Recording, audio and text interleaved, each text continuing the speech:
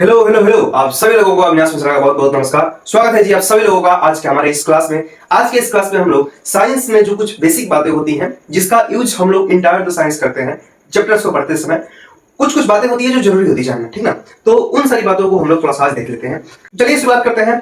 Some basic concept of, आज का हमारा जो टॉपिक है उसका नाम है some basic basic concepts of science. Science की कुछ मूलभूत बातें, बेसिक बातें, यही आज का हमारा टॉपिक है। और ये टॉपिक जो मुझे लगता है बहुत ज्यादा इंपॉर्टेंट लगता है, क्योंकि अगर हम लोग बेसिक ही नहीं जानेंगे तो हमको साइंस उतना अच्छा से समझ में नहीं आएगा।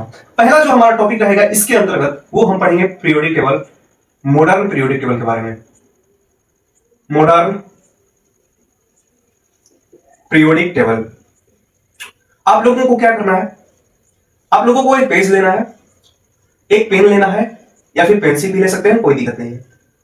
और पेन और पेंसिल और पेज लेकर के आप लोगों को बैठना है और मेरे साथ में इसको ड्रॉ करते चलना है। सबसे पहले मैं सिखाऊंगा आप लोगों को पीरियोडिक टेबल कैसे बनाया जाता है। एक ब्लैंक पीरियोडिक टेबल बनाने की पहले विधि सीख लेते हैं। सबसे पहले क्या होता है नियम कि एक हम लोग लाइन खींचते हैं,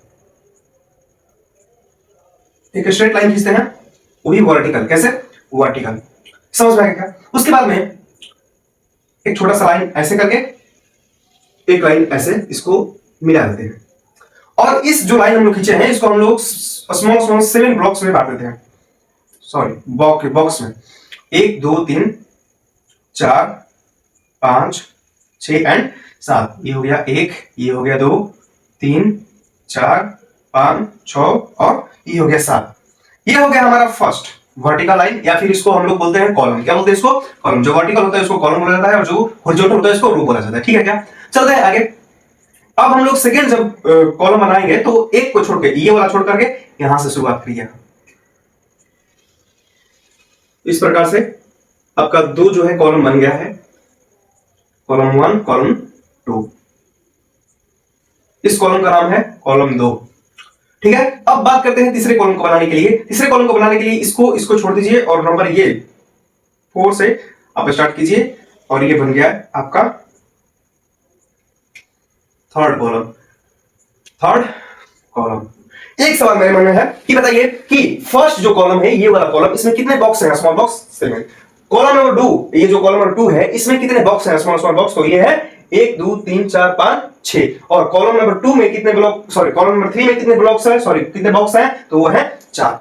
अब यहां से शुरुआत करते हैं आगे की तरफ, और यहां से 3 से लेकर के कॉलम नंबर 12 तक 4 4 को बॉक्स वाला आप लोगों को कॉलम बनाना है, सेम एज इट इज। जैसे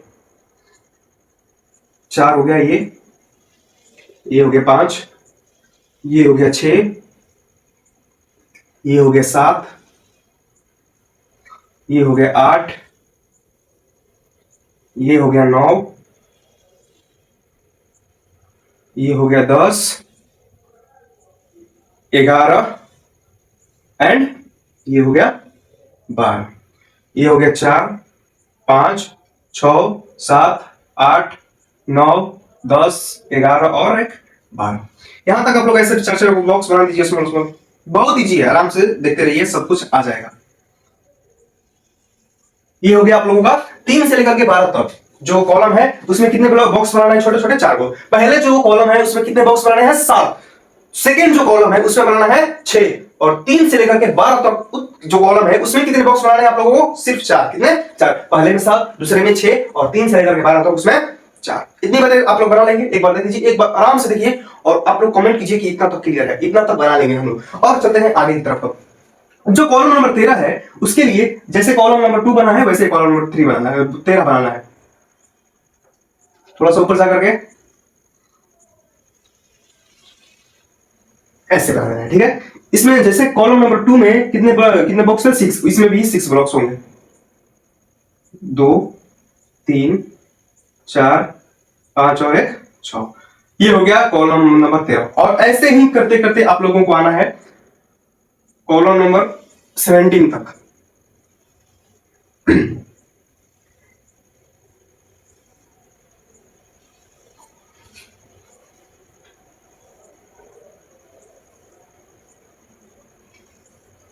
ये हो गया कॉलम नंबर 13, ये हो गया कॉलम नंबर 14, ये 15, 16 और ये हो गया 17, ये हो गया 14, ये हो गया 15, 16, ये हो गया 17। और अब ग्रुप नंबर 8 सॉरी ग्रुप बोला हूं, कॉलम नंबर 18 बनाने के लिए आप लोगों को जैसे कॉलम नंबर 1 बना है उसी तरीके से कॉलम नंबर 18 भी बनाना है।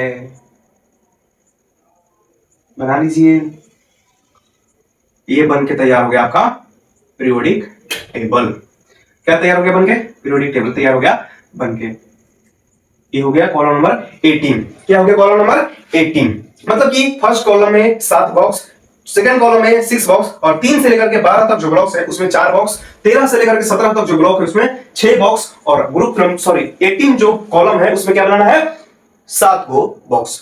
समझ में आ गया क्या? अब समझते हैं थोड़ी सी और बात। इसमें जो दो तरीके की हमें चीजें दिखाई देती हैं, एक जो चीजें दिखाई देती है वो थोड़ी सी वर्टिकल दिखाई देती है, ऐसे ऐसे ऐसे, ठीक ना? 1 2 3 4 जो 18 को बनाया हूं ऐसे। तो ये जो वर्टिकल दिखाई देती है, वर्टिकल्स सॉरी स्पेलिंग मिस्टेक है,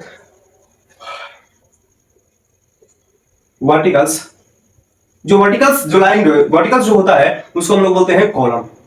क्या बोलते हैं उसको? कॉलम। जो वर्टिकल कॉलम्स हैं उसकी संख्या है 18। क्या वो है? 18। और जो ये वर्टिकल कॉलम्स होते हैं पीरियोडिक टेबल में, इनको हम लोग ग्रुप के नाम से जानते हैं। किस नाम से जानते हैं? ग्रुप्स। किस नाम से जानते हैं?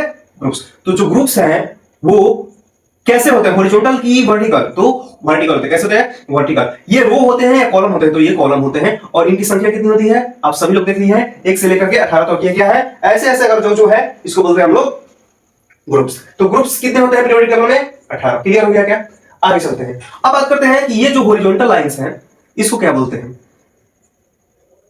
हॉरिजॉन्टल जो होता है उसको रोज बोलते हैं। क्या बोलते हैं? रो। ठीक है। और इसको हॉरिजॉन्टल रोज बोलेंगे। उसके बाद में इसका जो नाम होता है पीरियोडिक टेबल में, इसको बोलते हैं पीरियड्स। क्या बोलते हैं इसको? पीरियड्स।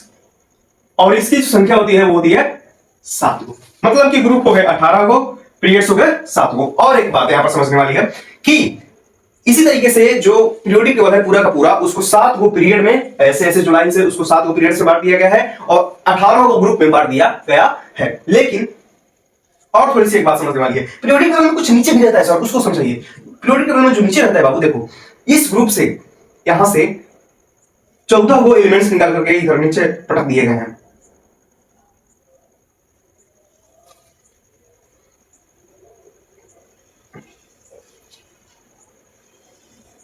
कितने एलिमेंट्स? 14।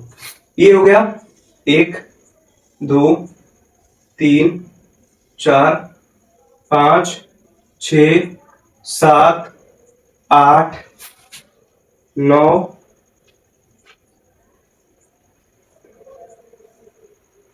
10 11 12 13 और ये हो गया 14। 1 2 3 4 5 6 7 8 9 10 11 12 13 14। आराम से सुनना। ये जो ग्रुप नंबर 3 है, ग्रुप नंबर 3, और ये जो पीरियड नंबर 6 है, क्या क्या बोला हूं मैं? Period number 6 group number 3, period number 6 group number 3, period number 6 और ग्रुप नंबर 3। पीरियड नंबर 6 में चलो तो थोड़ा कहां पर आओगे? यहां पे। और ग्रुप नंबर 3 में आओ, कहां पर आओगे? यहां पे। कहां पे? इस वाले ब्लॉक्स में। अगर इस वाले बॉक्स में आते हो तो इस वाले बॉक्स में एक एलिमेंट पाया जाता है जिसका नाम होता है लैंथनम। क्या नाम होता है भाई? लैंथनम। यहां पर एक एलिमेंट पाया जाता है और इस एलिमेंट का नाम होता है लैंथनम। क्या नाम होता है? लैंथनम। लैंथनम को कैपिटल एल और स्मॉल ए से दिखाया जाता है। यहां पर जो एक एलिमेंट लैंथनम है, इसी सेम इसका जो गुण होता है, इसका जो प्रॉपर्टी होता है, सेम एज इट इज इसी गुण वाले 14 गो और नए एलिमेंट्स खोजे गए। किसके गुण वाले? लैंथनम के जैसे। लैंथनम के जैसे गुण रखने वाले 14 को, कितने? 14 एलिमेंट्स और खोजे गए। तो बात आया कि अब कहां रखा जाए भाई इनको, क्योंकि इन्हीं के जैसे है, इन्हीं के जैसा सब कुछ है इनका, तो इनको कहां रखा जाए? तो साइंटिस्टों ने दिमाग लगाया कि अगर मैं यहां पर रखता हूं, मान लो कि लैंथनम के बाद में रखता हूं इधर, तो ये जो पीरियोडिक टेबल है अनऑर्गेनाइज हो जाएगा, आगे बढ़ जाएगा, कुछ आगे दिखाई देगा, कुछ कम दिखाई देगा, कुछ पीरियड्स बड़े हो जाएंगे, कुछ पीरियड्स छोटे हो जाएंगे। तो अनऑर्गेनाइज पीरियोडिक टेबल लगेगा, देखने में ठीक नहीं लगेगा। तो क्या किया जाए कि इन्हीं के जैसे ही जो एलिमेंट्स हैं उनको हम लोग नीचे दिखाई देते हैं और दिखा देंगे कि ये इन्हीं के भाई हैं। क्या है? इन्हीं के जैसे हैं, इन्हीं के भाई हैं। तो इन्हीं जो है यही सारे लैंथेनम के जैसे गुण वाले जो 14 एलिमेंट्स हैं उनको नीचे पटक दिया गया है और उनको नाम दे दिया गया है, ये जो है लैंथेनोइड्स हैं। क्या है ये? लैंथेनोइड्स हैं। तो आप लोगों को पता चला कि लैंथेनोइड्स क्यों नाम पड़ा, लैंथेनोइड्स लैंथेनम के नाम पे लैंथेनोइड्स नाम पड़ा। और लैंथेनोइड्स क्यों नीचे रखे गए हैं ये भी आप लोगों को क्लियर हो गया कि लैंथेनम के जैसे 14 को इनका ही गुण होता है, इसलिए पीरियोडिक टेबल अनऑर्गेनाइज्ड ना हो जाए, इसलिए इनको 14 को नीचे एलिमेंट्स रख दिया गया है, जिसका नाम होता है लैंथेनोइड सीरीज। क्या नाम होता है? Lanthanoid series. Same as it is. एक क्वेश्चन मेरे मन में है कि बताइए कि जो लैंथेनोइड्स होते हैं वो कौन से पीरियड के होते हैं? देखो भाई, लैंथेनम के जैसे होता है तो लैंथेनम किस पीरियड का है? 6 पीरियड का। तो लैंथेनोइड्स भी किस पीरियड के होंगे? 6 पीरियड के। कौन से ग्रुप के होंगे? थर्ड ग्रुप के। लैंथेनम किस ग्रुप का है? थर्ड ग्रुप का। तो लैंथेनोइड्स भी किस ग्रुप के? थर्ड ग्रुप के। क्लियर है बात? इनका ग्रुप और पीरियड आप लोग कमेंट में जल्दी लिखिए। उसके बाद में एक यहां पर एक और एलिमेंट पड़ जाता है जिसका नाम होता है एक्टेनम। क्या नाम होता है? एक्टेनम। यहां पर लैंथेनम, यहां पर एक्टेनम। और ये सेम जैसे 14 एलिमेंट्स इसके जैसे खोजे गए, फिर इसी के जैसे ही 14 को और एलिमेंट खोजे गए एक्टेनम के जैसे, तो वही सेम कहानी किया गया इनके लिए भी, और इनका नाम रख दिया गया एक्टिनोइड्स। क्या नाम रख दिया गया? एक्टिनोइड्स। अब बताओ एक्टिनोइड्स कौन से पीरियड्स के होंगे? 7 पीरियड के। किस पीरियड के? 7 पीरियड के। कौन से ग्रुप के? Third group. तो मैं एक बात पूछता हूं, आप लोग जल्दी सोच के बताइए कि सबसे बड़ा ग्रुप कौन सा होता है? सबसे बड़ा ग्रुप होता है आपका कौन सा? सबसे बड़ा ग्रुप, सबसे बड़ा ग्रुप कौन सा होता है? Group number 3। कितने एलिमेंट्स होते हैं इसमें? देख लो, 1 2 3 4 और 14 को ई। 4 को तो ये हो गए, 14 को ई हो गया, 14 को ई हो गया, तो 14 दूना 28, 14 को ई, 14 को ई, 14 दूना 28, 28 1 29 30 31 32। कितने एलिमेंट्स होते हैं भाई? 23 एलिमेंट्स। किसमें? ग्रुप नंबर थर्ड में। इतनी बातें क्लियर हो गई। लैंथेनोइड्स एक्टिनोइड्स क्यों आया, क्यों नाम पड़ा, सब कुछ क्लियर है। अब बताओ मुझे एक बात कि थोड़ा सा आते हैं इधर। अब हो गया बात इधर। अब देखो, ग्रुप से हो गया, पीरियड से हो गया। अब जो पीरियोडिक टेबल है इसको 4 ब्लॉक्स में बांटे गए हैं। कितने ब्लॉक्स में? 4 ब्लॉक्स में। पहला जो ब्लॉक है उसका नाम है एस ब्लॉक, और ये जो एस ब्लॉक है ये हो गया आपका ग्रुप नंबर 1। ये जो एस ब्लॉक है group number 1 and group number 2 को शामिल करता है। इसका नाम है एस ब्लॉक। क्या नाम है? S block. क्यों एस ब्लॉक नाम पड़ा? क्योंकि अगर इलेक्ट्रॉनिक कॉन्फ़िगरेशन इस एस ब्लॉक में जितने भी एलिमेंट्स है, कौन कौन ग्रुप आ रहा है? ग्रुप नंबर 1 और ग्रुप नंबर 2। एस ब्लॉक में कौन कौन एलिमेंट, कौन कौन ग्रुप आता है? एस ब्लॉक में कौन कौन सा ग्रुप आता है ये बताइए आप। तो एस ब्लॉक में आता है group number 1 and group number 2। कौन कौन ग्रुप? Group 1 and group 2। किसमें आता है? एस ब्लॉक में आता है। क्यों इनको एस ब्लॉक में रखा गया है? क्योंकि ये वाले जो एलिमेंट्स हैं, ये ग्रुप नंबर 1 ग्रुप नंबर 2 वाले जो एलिमेंट्स हैं, इनका अगर इलेक्ट्रॉनिक कॉन्फ़िगरेशन आप लोग करेंगे तो उनका जो लास्ट इलेक्ट्रॉन है वो एस सबसेल में जाता है। कहां जाता है? एस सबसेल में जाता है। एस सबसेल में जाने की वजह से इनको इन सारे ग्रुप नंबर 1 और ग्रुप नंबर 2 के एलिमेंट्स को एस ब्लॉक में रखा गया है। आई होप आप लोगों को ये चीज समझ में आ गई होंगी।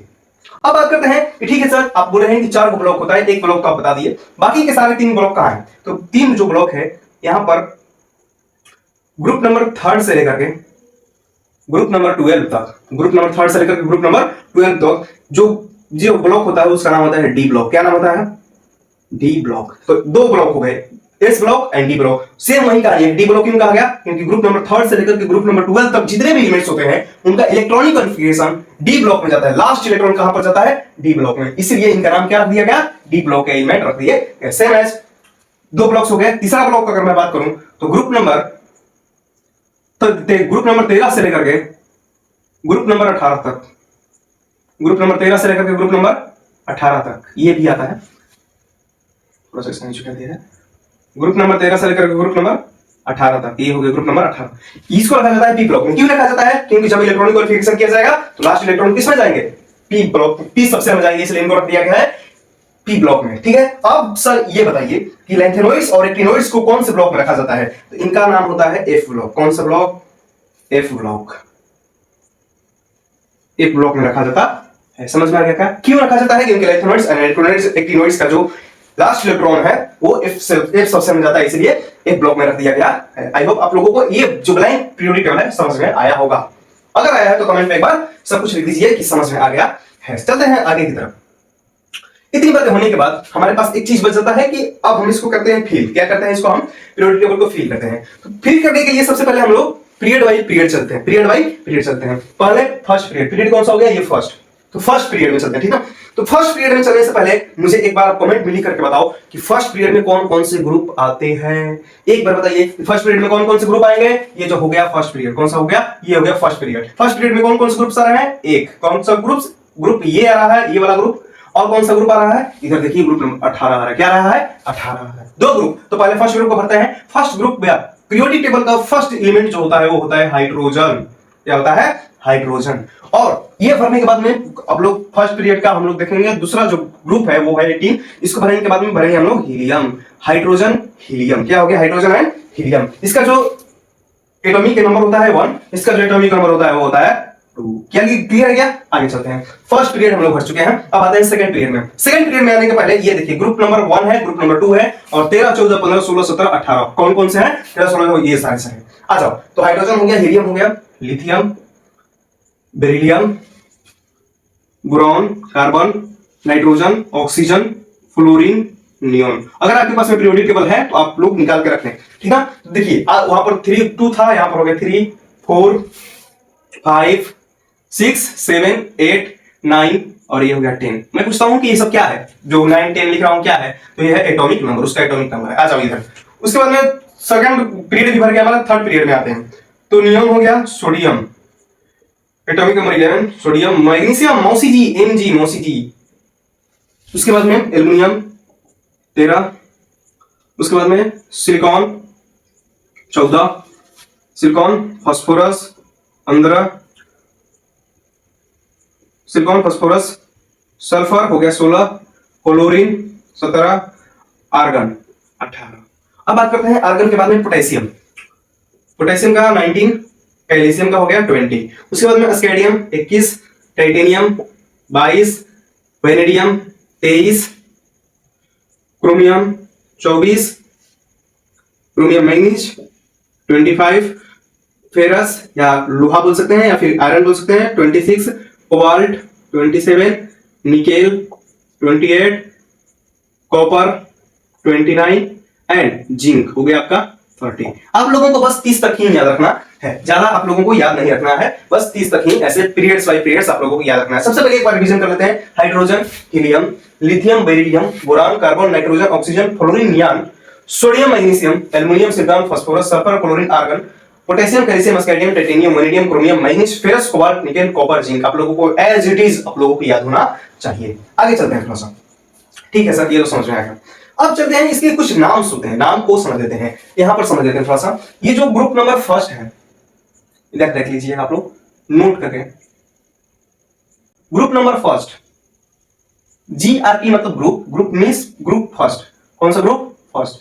ग्रुप जो फर्स्ट है, ये वाला ग्रुप जो है हाइड्रोहलीना का रब से फरियाद, रब से फरियाद, हलीना का रब से फरियाद, हलीना का रब से फरियाद। ये जो एलिमेंट्स है, ये जो होते हैं, इनका नाम होता है एल्कली मेटल, एल्कली मेटल। आराम से सुनना, क्यों नाम पड़ा इसका एल्कली मेटल। एल्कली में होता है ऐसे बेस, बेस मतलब जो कड़वा लगते हैं टेस्ट में, ऐसे बेस दो तरीके की चीज होता है, एक एसिडिक होता है और एक बेसिक होता है। तो बेस कैसा लगता है, कड़वा लगता है, और एसिडिक खट्टा लगता है। तो ये है बेस। ऐसे बेस को एल्कली कहा जाता है जो वाटर में सॉल्युबल, जो वाटर में घुल जाते हैं, उनको बोलते हैं एल्कली, ठीक है, एल्कलाइन बोलते हैं। तो ये हो गया एल्कली। एल्कली क्यों नाम पड़ा, क्योंकि ये बेसिक नेचर होते हैं या फिर ये बीटर टेस्ट होते हैं, इसलिए इनका नाम क्या होता है, एल्कली। अब बात करते हैं मेटल्स। मेटल्स क्यों नाम पड़ा, क्योंकि ये धातु होते हैं, धातु की वजह से अपनी प्रॉपर्टी को शो करता है, इसलिए इनका नाम एल्कली मेटल्स पड़ गया। तो एल्कली नाम क्यों पड़ा, क्योंकि इनके बीटर टेस्ट होता है। मेटल नाम क्यों पड़ा, क्योंकि ये धातु होते हैं। तो ये कहानी था group number first. Group number first वाले एलिमेंट्स को क्या कहते हैं, एल्कली मेटल्स। समझ में आ गया क्या। अब बात करते हैं ग्रुप नंबर सेकंड को क्या कहते हैं सर जी।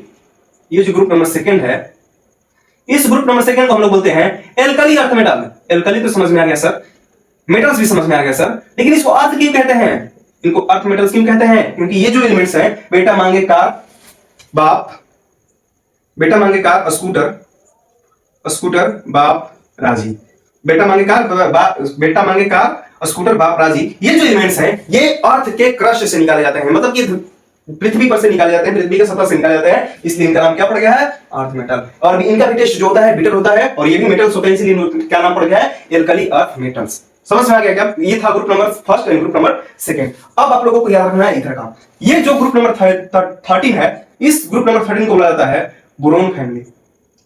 Boron family, boron family. कौन सा ग्रुप नंबर 13? Group number 14। देखो क्यों बोलते हैं बोरोन फैमिली, क्योंकि इसका जो फर्स्ट एलिमेंट है, फर्स्ट मेंबर है, ये है बोरोन। क्या है? बोरोन। बी फॉर बोरोन, इसलिए इसको पूरे के पूरे ग्रुप को क्या बोलते हैं? Boron family. उसी तरीके से इसका है कार्बन, फर्स्ट एलिमेंट कौन सा है? कार्बन, इसलिए इसको बोलते हैं कार्बन फैमिली। ग्रुप नंबर 14 को क्या बोलते हैं? Carbon family. नाइट्रोजन फैमिली बोलते हैं ग्रुप नंबर 15 को। 16 को बोलते हैं ऑक्सीजन फैमिली। क्या बोलते हैं? Oxygen family. लेकिन बात आता है ग्रुप नंबर 17 तक। ये जो ग्रुप नंबर 17 है, ये आप लोग लिख लीजिएगा, carbon family, nitrogen family, oxygen family. जगह नहीं है इसलिए छोड़ देता हूं। ग्रुप नंबर यहां पर 17 में आइए आप लोग, 17। ग्रुप नंबर जो 17 है ये वाला, इसका जो नाम पहले क्या करते हैं? Fluorine, chlorine, bromine, iodine. Fluorine, chlorine, bromine, iodine, इनको बोलते हैं हम लोग हैलोजेंस। क्या बोलते हैं? हैलोजन। हैलोजेंस क्यों बोलते हैं? छोड़ो वो बात। हैलोजेंस जो है, हैलोजेंस जो है कौन से ग्रुप नंबर को बोलते हैं? ग्रुप नंबर 17 को बोलते हैं। अब बात करते हैं ग्रुप नंबर 18 को। ये जो ग्रुप नंबर 18 है, ये ग्रुप नंबर 18 को हम लोग बोलते हैं नोबेल गैस, नोबेल या इनर्ट गैस। नोबेल गैस या इनर्ट गैस। क्यों बोलते हैं इनर्ट गैस? इसलिए बोलते हैं क्योंकि ये जो है कौन कौन सा है? हिना, नीना और करीना, हिना, नीना और करीना, जियो, रानी, जियो, रानी, हिना, नीना और करीना, जियो, रानी, और लास्ट में होता है ओजी। कौन सा होता है? ओजी।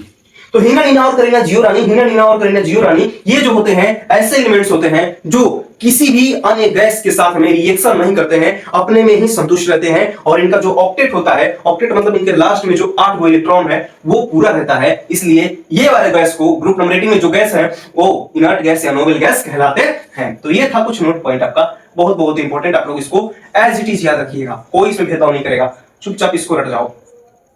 ठीक, आप लोगों को समझ में आ गया इधर कैसे बनाते हैं, कैसे फील करते हैं, और किसका क्या नाम होता है, और आप लोगों के लेवल तक कितना ही जरूरी है। समझ में आ गया क्या? आई होप आप लोगों को ये मॉडर्न पीरियोडिक टेबल समझ में आया होगा, इसको बनाने आना होगा। अगर बिना किसी रेफरेंस का अगर बनाने आया हो, बहुत बेहतर बात है। एक पीरियोडिक टेबल पढ़ने के बाद में अब जो हमारा नेक्स्ट टॉपिक है वो है एटॉमिक स्ट्रक्चर। एटॉमिक स्ट्रक्चर भी उतना ही जरूरी है जितना पीरियोडिक टेबल है। पीरियोडिक टेबल से आप लोगों को एलिमेंट्स के बारे में पता चलता है, एटम्स के बारे में पता चलता है, और ये जो एटॉमिक स्ट्रक्चर टॉपिक है, इस टॉपिक से आप लोगों को पता चलता है कि how to electron are arranged in their respective atoms. मतलब कि जो इलेक्ट्रॉन्स होते हैं उस एटम के कहां पर होते हैं, कहां पर अरेंज्ड होते हैं। तो इस टॉपिक को हम लोग, आप लोग लाइटली मत लीजिएगा, एकदम बेहतरीन तरीके से सीखो भाई। चुपचाप एक पेज पेपर ले लो और आराम से बैठो, चुपचाप देखो, उसके बाद में आप एक नोट्स बना लेना बेहतरीन सा। चलिए शुरुआत करते हैं एटॉमिक स्ट्रक्चर जो हमारा टॉपिक है उसको। सबसे पहले बात करते हैं एटॉमिक स्ट्रक्चर में what is the atom.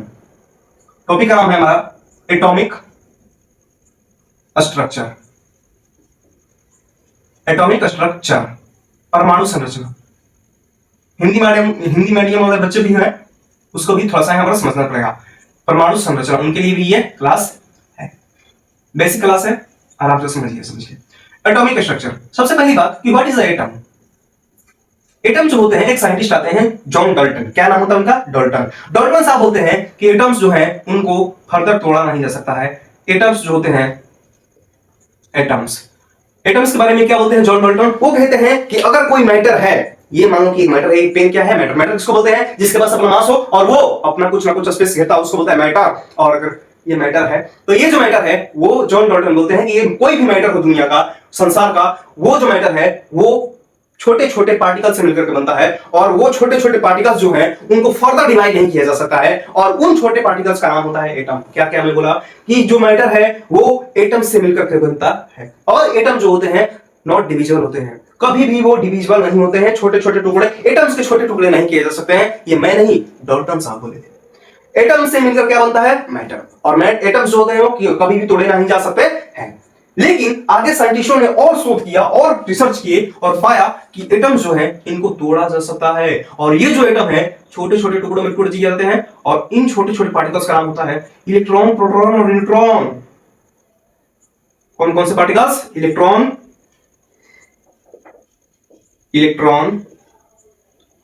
Proton and neutron. मतलब कि सर अगर इलेक्ट्रॉन, प्रोटॉन और न्यूट्रॉन में तोड़ दिया गया है एटम्स को, तो क्या हम इन लोग को सब एटॉमिक पार्टिकल्स बोल दें? एकदम बोल दो भाई। इन लोगों को इलेक्ट्रॉन, प्रोटॉन, न्यूट्रॉन्स को बोलते हैं हम लोग सब एटॉमिक पार्टिकल। सब एटॉमिक मतलब कि एटम का छोटा, एटम का छोटा भाग सब एटॉमिक पार्टिकल क्यों बोलते हैं? इलेक्ट्रॉन, प्रोटॉन और न्यूट्रॉन को सब एटॉमिक पार्टिकल क्यों बोलता है? एटॉमिक जो देखो क्यों बोलते हैं मैं बताता हूं, क्योंकि एक अगर एटम है तो ये जो एटम है इलेक्ट्रॉन, प्रोटॉन और न्यूट्रॉन में तोड़े जा सकते हैं, इसलिए इनको बोलते हैं सब एटॉमिक पार्टिकल। पहला रीजन क्लियर है? एटम्स को इलेक्ट्रॉन, प्रोटॉन और न्यूट्रॉन में तोड़ा जा सकता है, इसलिए बोलते हैं सब एटॉमिक पार्टिकल। किसको? इलेक्ट्रॉन, प्रोटॉन और न्यूट्रॉन को। और इलेक्ट्रॉन, प्रोटॉन और न्यूट्रॉन से ही मिलकर बनता है एटम। इलेक्ट्रॉन, प्रोटॉन, न्यूट्रॉन से मिलकर बनता है एटम, इसलिए इसको बोला जाता है सब एटॉमिक पार्टिकल्स। किसको? इलेक्ट्रॉन, प्रोटॉन और न्यूट्रॉन को क्या बोला जाता है? सब एटॉमिक पार्टिकल। क्यों बोलते हैं? सबसे पहली बात, क्योंकि ये एटम्स होते हैं इलेक्ट्रॉन, प्रोटॉन, न्यूट्रॉन में तोड़े जा सकते हैं और इन इलेक्ट्रॉन, प्रोटॉन और न्यूट्रॉन से ही मिलकर बनता है हमारा एटम, इसीलिए बनते हैं इसको सब एटॉमिक पार्टिकल। कॉन्सेप्ट क्लियर हो गया? दो रीजन बताया हमने। अब बात करते हैं थोड़ा सा बेसिक बातें। ठीक है सर, अगर मैं एक एटम का स्ट्रक्चर बनाऊं, और एक बात बोले थे जॉन डाल्टन, तो ये बोल दिए। दूसरी बात बोले थे जॉन डाल्टन कि जो अगर एटम है वो होता है स्फेरिकल। क्या होता है? गोल होता है। ठीक है, स्फेरिकल होता है। फिर आगे साइंटिस्टों ने ये रिसर्च किया और पाया, न्यूक्लियस का खोज हुआ रदरफोर्ड आए, और उन्होंने बताया कि एक बीच में, इस स्फेरिकल के बीच में एक सेंटर में एक चीज पाया जाता है जिसका नाम होता है न्यूक्लियस। क्या नाम होता है इसका? न्यूक्लियस। क्या नाम होता है भाई? न्यूक्लियस। कहां पर प्रेजेंट होता है? At the centre. स्फेरिकल जो एटम है उसके सेंटर में जो पाया जाता है उसका नाम होता है न्यूक्लियस। समझ में आ गया क्या? और वही बताते हैं कि ये जो न्यूक्लियस है इसमें दो चीजें होती है, एक होता है प्रोटॉन और दूसरा चीज होता है न्यूट्रॉन। प्रोटॉन पे साइन होता है प्लस का, पॉजिटिव होते हैं, और न्यूट्रॉन पर साइन होता है जीरो का। आगे समझते हैं। ये जो प्रोटॉन है इस पर साइन होता है, ये पॉजिटिवली चार्ज होते हैं। कैसे होते हैं? ये पॉजिटिवली चार्ज होते हैं। और इलेक्ट्रॉन पे होता है माइनस चार्ज, ये नेगेटिवली चार्ज होते हैं। और न्यूट्रॉन होते हैं न्यूट्रल। न्यूट्रल मींस ये जो होते हैं न्यूट्रल होते हैं। कैसे होते हैं? न्यूट्रल, ना तो पॉजिटिव ना तो नेगेटिव। और न्यूट्रल का मीनिंग आप लोग बहुत लोगों को नहीं आता होगा। Number of electron equal to number of proton. मतलब कि आप जितना पैसा चाहते थे आप लोगों के पास उतना पैसा आ गया तो आप लोग हो गए न्यूट्रल। जितना माइनस उतना प्लस, जितना माइनस उतना प्लस, तब हो गया चीज न्यूट्रल हो गया। ठीक ना? अगर माइनस में है तो नेगेटिवली चार्ज इलेक्ट्रॉन, अगर प्लस में है तो पॉजिटिवली चार्ज प्रोटॉन। और नंबर ऑफ इलेक्ट्रॉन जितना माइनस है उतना ही प्लस हो गया तो उसको बोलते हैं न्यूट्रल। और ये जो न्यूट्रल है वो उसको हम लोग जीरो से चार्ज को जीरो से दिखाते हैं। तो न्यूक्लियस में क्या पाया जाता है? Proton and neutron. न्यूक्लियस में क्या क्या प्रेजेंट होते हैं? Plus and neutron. अब बात बताना भाई, यहां पर तो हो गया प्लस, कौन सा हो गया? पॉजिटिव, और यहां पर हो गया जीरो, तो एक जगह पर मैं प्लस और जीरो रख दूं तो ओवरऑल क्या बनकर आएगा? हमारा ओवरऑल प्लस बन के आएगा। क्या बन के आएगा? प्लस बन के आएगा। तो बताओ न्यूक्लियस कैसा चार्ज होता है? न्यूक्लियस होता है पॉजिटिवली चार्ज। समझ में आ गया क्या? आगे चलते हैं। सर समझ में आ गया कि प्रोटॉन जो होते हैं और न्यूट्रॉन जो होते हैं वो हमारे न्यूक्लियस में प्रेजेंट होते हैं। लेकिन एक बात बताइए कि इलेक्ट्रॉन्स कहां पर प्रेजेंट होते हैं? तो इलेक्ट्रॉन्स जो प्रेजेंट होते हैं, ये जो न्यूक्लियस है, ये वाला न्यूक्लियस के चारों ओर जो ऑर्बिट है, ठीक है, सर्कुलर जो रास्ता है उस रास्ते पर प्रेजेंट होते हैं। रास्ते पर प्रेजेंट होते नहीं होते हैं, रास्ते पर घूमते रहते हैं। कौन? इलेक्ट्रॉन। इलेक्ट्रॉन्स जो है आवारा लड़के हैं। क्या करते हैं? ये घर में नहीं रहते हैं, घर के बाहर चारों ओर घूमते रहते हैं। समझ में आ गया क्या? इलेक्ट्रॉन्स जो है, electrons are revolving on the circular path of the around the nucleus. Nucleus के चारों ओर जो सर्कुलर पाथ है उस पर इलेक्ट्रॉन्स क्या करते हैं? रिवॉल्व करते रहते हैं। But neutron and proton are fixed in the nucleus. Nucleus में क्या होते हैं? फिक्स्ड रहते हैं। ठीक है सर, और बताइए कुछ बातें न्यूक्लियस, इलेक्ट्रॉन, प्रोटॉन और न्यूट्रॉन के बारे में। इलेक्ट्रॉन पर जो चार्ज होता है, पहला पॉइंट ये था। दूसरा पॉइंट, इस पर जो चार्ज होता है, पहले हमने बताया कि चार्ज नेगेटिव होता है इलेक्ट्रॉन पे, -1.6 into 10 to the power -19 coulomb. As it is रट जाओ इसको। कितना चार्ज होता है? -1.6 into 10 to the power -19 coulomb. दूसरा बात, प्रोटॉन पर सर कितना चार्ज होता है? ये पॉजिटिवली चार्ज होते हैं और सेम इसी के जैसा होता है, इतना ही होता है, 1.6 इंटू -20 कूलम। आप लोगों को गलती यहां पर प्लस नहीं कर देना है, क्योंकि ये पॉजिटिवली चार्ज प्रोटॉन जो है पॉजिटिवली चार्ज, तो यहां पर प्लस नहीं करना है, प्लस कहां पर करना है? यहां पे करना है। ठीक है, ऐसी गलती आप लोग ना करें। ये बात हो गया। लेकिन सर न्यूट्रॉन को कैसे, कितना चार्ज होता है? न्यूट्रॉन पर सर तो न्यूट्रल होता है, इस पर कोई चार्ज नहीं, नो चार्ज, कोई चार्ज नहीं। अब सर बात कीजिए कि सर मास कितना होता है इसका? तो इलेक्ट्रॉन पर जो मास होता है वो होता है 9.1 इंटू 10 टू द पावर -31, 9.1 गुणे 10 के पावर -21 kg। ठीक है सर, प्रोटॉन पर कितना मास होता है? इस पर होता है 6.272 into 10 to the power -27 kg। कितना होता है? 27 kg। और सर बताइए इस पर कितना चार्ज होता है, सॉरी कितना मास होता है न्यूट्रॉन पर? न्यूट्रॉन का मास होता है 6.274 into 10 to the power -27 kg। मतलब कि सर एक बात समझ में आया कि यहां पर सिर्फ, तो सर यहां पर इतना है और यहां पर बाकी सब तो सेम ही है। बाकी सब तो सेम है, मतलब कि थोड़ा सा 0.004 का अंतर है। तो मैं क्या कह सकता हूं कि न्यूट्रॉन और प्रोटॉन का जो मास है, mass of proton equal to mass of electron, और ये जो होते हैं लगभग बराबर होते हैं। क्या होते हैं? लगभग बराबर होते हैं। किसका मास? मास ऑफ प्रोटॉन और mass of neutron.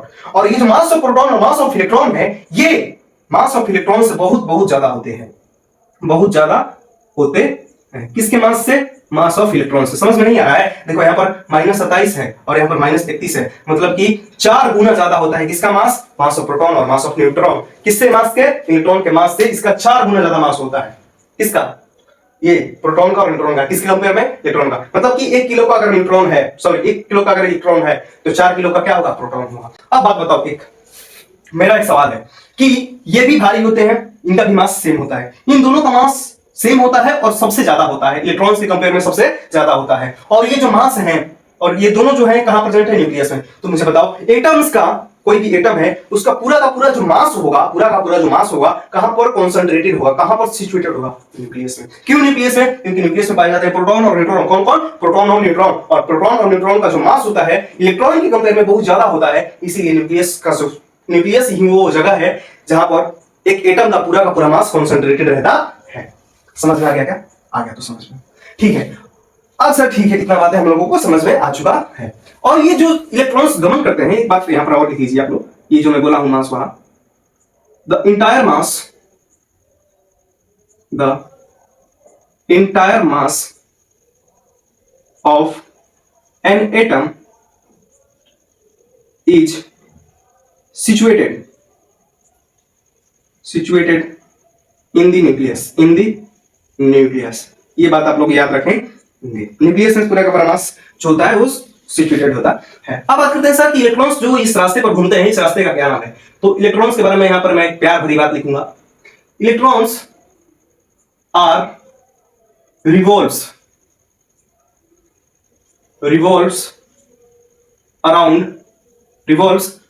in a circular path around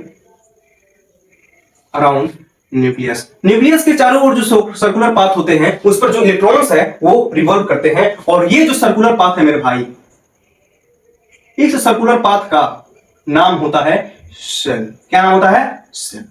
समझ में आ गया क्या? हिंदी में बोले तो कक्षा। क्या बोलते हैं इसको? कक्षा। सर्कुलर पाथ मतलब मैं पूछूंगा कि इलेक्ट्रॉन्स कहां रहते हैं, तो सर सेल में। कहां पे? सेल में। और ये जो गोल गोल बनाया हूं ना, ये सेल, एक सेल ये हो गया, एक सेल हो गया ये, एक सेल हो गया ये, इसको बोलते हैं हम लोग सेल। क्या बोलते हैं इसको? सेल। और ये जो सेल होते हैं इनकी संख्या होती है 8। कितने होते हैं? 8। कितने सेल्स होते हैं? 8। और इनका नाम होता है के, एल, एम, एन, ऐसे करते करते और भी हो सकते हैं। के को बोलते हैं फर्स्ट सेल, एल को बोलते हैं सेकेंड सेल, एन को बोलते हैं थर्ड सेल, एन को बोलते हैं फोर्थ सेल। ऐसे करते करते 8 सेल हो जाएगा। तो सेल कहां, इलेक्ट्रॉन कहां प्रेजेंट होते हैं? सेल में। ठीक है, समझते हैं बात को। सर सेल हो गया, अब सेल के अंदर भी क्या कुछ होता है? तो सेल के अंदर एक चीज पाई जाती है, इसका नाम होता है सबसेल। क्या नाम पाया जाता है? सबसेल। अगर मैं पूछूं इलेक्ट्रॉन्स कहां पाए जाते हैं, तो आप लोग कहिएगा सेल में। मैं पूछूं कि सेल में भी कहां पर, आप कहिएगा सब सेल में। इसको बोलते हैं उपकक्षा। कौन सा कक्षा? उपकक्षा। उपकक्षा। अब बात करते हैं कि सर सबसेल कितने होते हैं? सबसेल भी होते हैं 4। कितने होते हैं सबसेल? 4। सबसेल 4। एक होता है S, P, D and F. S subshell, P subshell, D subshell, F subshell. S subshell, P subshell, D subshell, F subshell. लिख देते हैं थोड़ा सा, इसको थोड़ा अच्छा लगेगा। S subshell, S subshell, P subshell, D subshell, F subshell. इतनी बातें क्लियर है क्या? अब बात करते हैं कि सर जो इलेक्ट्रॉन्स थे वो सेल में पाए जाते थे, ठीक है। उसके अंदर आप चले तो आप बोलेंगे सब सेल में पाए जाते हैं। सर समझ में नहीं आ रहा है कि सेल में पाए जाते हैं कि सब सेल में पाए जाते हैं। एक्चुअल में बताइए वो कहां प्रेजेंट होता है इलेक्ट्रॉन? तो एकदम जल्दी सुन लो एकदम बात मुझसे कि ना तो सेल में प्रेजेंट होता है ना तो सब सेल में प्रेजेंट होता है। इलेक्ट्रॉन्स जो पाए जाते हैं एकदम उनका असली घर जो है, एकदम रहने वाला घर, परमानेंट एड्रेस जो है वो है ऑर्बिटल्स। कौन सा है? ऑर्बिटल्स। ऑर्बिटल्स। क्या होते हैं? ऑर्बिटल्स। मतलब कि सेल के अंदर सबसेल, सबसेल के अंदर ऑर्बिटल, और ये जो ऑर्बिटल है यही जो है एक्चुअल लोकेशन ऑफ, मतलब एग्जैक्ट लोकेशन ऑफ इलेक्ट्रॉन्स। और यहीं पर जो है एक्चुअली में एग्जैक्ट लोकेशन होता है किसका? ये इलेक्ट्रॉन का रहने का घर कौन सा होता है इलेक्ट्रॉन का? तो ऑर्बिटल। कोई कहेगा सेल में रहते हैं, ठीक है सब रहते हैं सेल में, मानता हूं। कोई कहेगा सबसेल में रहते हैं, ठीक है रहते हैं, लेकिन असली जो घर है उनका वो है ऑर्बिटल। कहां पर पाए जाते हैं? ऑर्बिटल में पाए जाते हैं। ठीक है सर, ऑर्बिटल आप बोल रहे हैं कि जो सबसेल है सबसेल के अंदर पाया जाता है ऑर्बिटल, तो ये सबसेल है तो इसके अंदर कैसा ऑर्बिटल पाया जाता है? ऑर्बिटल को डिनोट किया जाता है बॉक्स से, और इस सबसेल में जो ऑर्बिटल होता है वो होता है एक। कितने ऑर्बिटल्स होते हैं एक सबसेल में? सॉरी, एक इस सबसेल में कितने ऑर्बिटल? एक। कितने ऑर्बिटल? एक। ये मैं बना रहा हूं ऑर्बिटल, ये सबसेल हो गया, ये हो गए ऑर्बिटल्स से बना रहा हूं। पी सबसेल में होते हैं 3 ऑर्बिटल्स, 1 2 और ये हो गया 3। पी डी सबसेल में होते हैं 5 ऑर्बिटल्स, 1 2 3 4 और 1 हो गया 5। एफ सबसेल में होते हैं 7 ऑर्बिटल्स। तो समझ में नहीं आ रहा है कुछ? समझ में नहीं आ रहा है? मैं बताया हूं कि इलेक्ट्रॉन्स जो होते हैं वो सेल में प्रेजेंट होते हैं। सेल क्या होता है? और न्यूक्लियस के चारों तरफ एक सर्कुलर बात होता है, इस पर इलेक्ट्रॉन घूमता रहता है, उसको हम लोग सेल बोलते हैं। और इस सेल के अंदर पाए, ये सेल की संख्या होती है 8, KLMN बोलते हैं इसको। उसके बाद में सेल के अंदर मैं बताया हूं कि सबसेल होता है। कितने होते हैं? सबसेल होते हैं 4, और सबसेल के अंदर पाया जाता है ऑर्बिटल। ऑर्बिटल में वो घर है जहां पर इलेक्ट्रॉन्स रहते हैं, और ये जो ऑर्बिटल है सबसेल के अंदर पाए जाते हैं। तो पहला जो सबसेल है एस सबसेल के अंदर एक ऑर्बिटल। कितने ऑर्बिटल? एक ऑर्बिटल। पी सबसेल के अंदर एक 2 3 ऑर्बिटल। डी सबसेल के अंदर 1 2 3 4 5 ऑर्बिटल। एफ सबसेल के अंदर 1 2 3 4 5 6 और एक हो गया ये 7 ऑर्बिटल। कितने ऑर्बिटल? 7 ऑर्बिटल। एस सबसेल में कितने ऑर्बिटल? 1। पी सबसेल में 3, डी सबसेल में 5 और एफ सबसेल में 7 ऑर्बिटल्स। अब बात करते हैं आगे की तरफ। सर बोल रहे हैं कि ऑर्बिटल के अंदर पाए जाते हैं इलेक्ट्रॉन्स, एक्चुअली में रहते हैं कौन? इलेक्ट्रॉन। अब बात बताइए कि सर ये जो ऑर्बिटल है एस ब्लॉक का, ये जो ऑर्बिटल है सबसेल का, इसमें कितने इलेक्ट्रॉन्स रह सकते हैं? एक ऑर्बिटल में मैक्सिमम 2 इलेक्ट्रॉन्स ही रह सकते हैं। कितने इलेक्ट्रॉन्स रह सकते हैं? Maximum 2 electrons. कितने? 2। अच्छा, एक को दिखाने का पहला नियम ऐसे, एक को ऐसे दिखा दो और दूसरे को इसका उल्टा कर दो ऐसे। ठीक है, पहले एक को रोटी चलाते हैं। इसमें तो मैक्सिमम इलेक्ट्रॉन्स कितने हैं? यहां पर ऑर्बिटल है, ये ऑर्बिटल्स, यहां पर सबसेल हो गया। यहां पर दिखाता हूं मैं मैक्सिमम इलेक्ट्रॉन्स। इस सबसेल में मैक्सिमम इलेक्ट्रॉन्स कितने हो गए? 2। एक ये 2 इलेक्ट्रॉन। एक सबसेल, एक ऑर्बिटल में कितना मैक्सिमम इलेक्ट्रॉन? 2। तो इसमें कितने होंगे? 2 इसमें, 2 इसमें, 2 इसमें। एक बॉक्स में कितने इलेक्ट्रॉन्स भरना है? 2। तो यहां पर कितने बॉक्स है? 3। तो कितना हो गया? 6। सबसे पहले कैसे भरा जाता है ये समझो। सबसे पहले एक को रोटी चला दो, ऐसे ऐसे ऐसे। कोई डबल रोटी नहीं चलाएगा, पहले एक रोटी चलाना है। उसके बाद में इसको फिर करो, आप उल्टा चलाओ, एक उड़ान दो, एक और उड़ान दो, एक और उड़ान दो। कितने हो गए? 2 2 4 2 6। मैक्सिमम इलेक्ट्रॉन्स कितने हैं? 6। अब चलते हैं डी सबसेल में। कितने ब्लॉक्स हैं? 5। आ जाओ, एक रोटी, 2 रोटी, 3 रोटी, 4 रोटी, 5 रोटी। एक और रोटी चला दिया। अब चलो 6 रोटी, 7 रोटी, 8 रोटी, 9 रोटी और एक हो गया ये 10 रोटी। कितने इलेक्ट्रॉन्स हो गए? 10 इलेक्ट्रॉन। मैक्सिमम कितने इलेक्ट्रॉन्स? 10 इलेक्ट्रॉन। एक सबसेल में आओ, पहले एक रोटी चलाओ, एक रोटी, 2 रोटी, 3 रोटी, 4 रोटी, 5 रोटी, 6 रोटी, 7 रोटी, 8 रोटी, 9 रोटी, 10 रोटी, 11 रोटी, 12 रोटी, 13 रोटी और 14 रोटी। मैक्सिमम इलेक्ट्रॉन की संख्या 14। ये था आप लोगों का एटॉमिक स्ट्रक्चर की कुछ बातें जो आप लोगों को समझनी चाहिए थी। इलेक्ट्रॉन, प्रोटॉन और न्यूट्रॉन के बारे में मैं बताया। सब एटॉमिक पार्टिकल्स होते हैं, इनका चार्ज और मास मैं बता दिया, और इनका जो मास का कंपैरिजन है और चार्ज का कंपैरिजन ये दिखा दिया। उसके बाद में इलेक्ट्रॉन्स कहां प्रेजेंट होता है उसके लिए मैं ये सब बना करके आप लोगों को दिखाया हूं। सेल क्या होता है, सबसेल क्या होता है, ऑर्बिटल क्या होता है, इतनी बातें आप लोगों को समझ में आ गई होंगी, आई होप।